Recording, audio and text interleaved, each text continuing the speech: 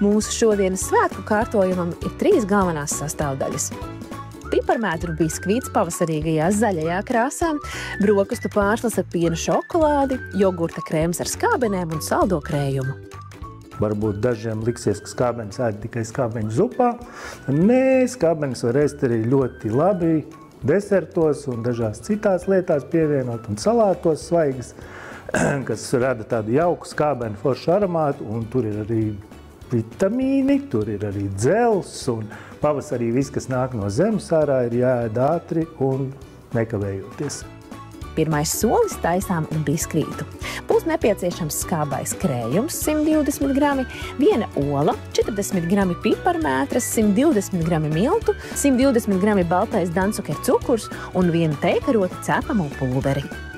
Mēs sākumā liksim skābu krējumu, olu, cukuru un piparmētru blendējumā traukā un to visu sablendējam.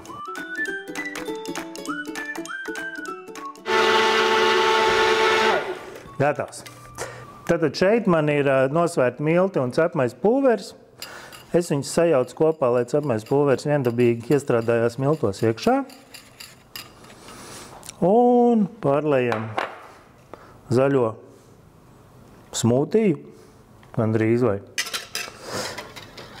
šeit, un iemaisam miltus iekšā. Šeit nav svarīgi, vai mēs iemaisam, iecilājam vai kā to darām.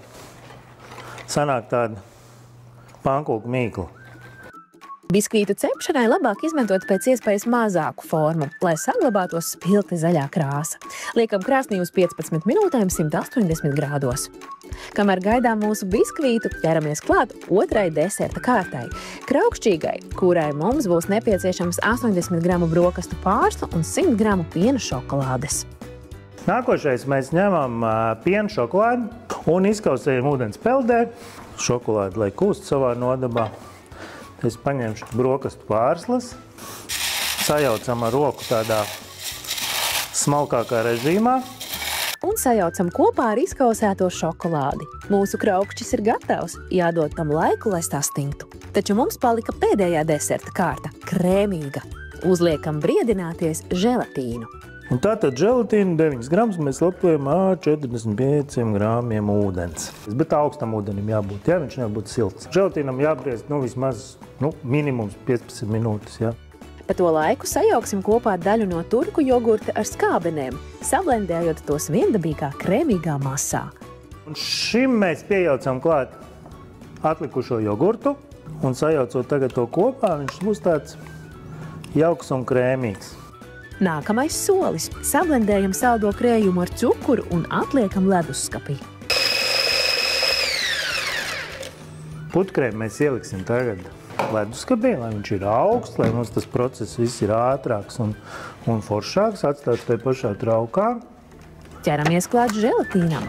Izkausējam to ūdens peldē, līdz paliek caurspīdīgs un pievienojam jogurta masai.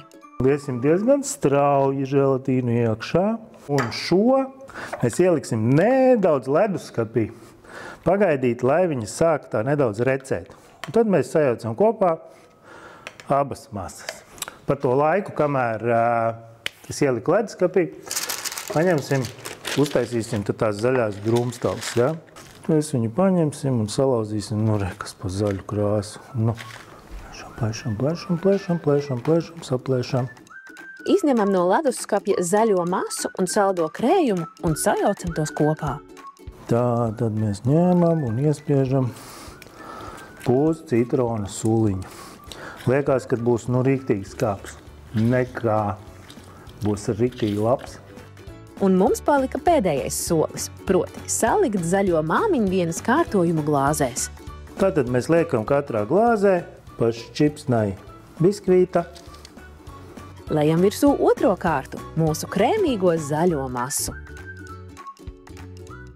Un trešā kraukšķīgā kārta.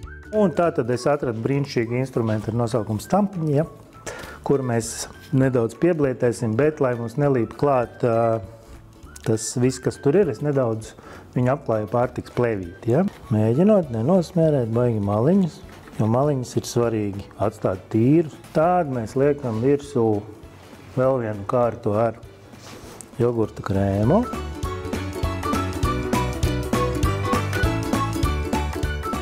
Drumsteliņas, atkal pabaram drumsteliņas.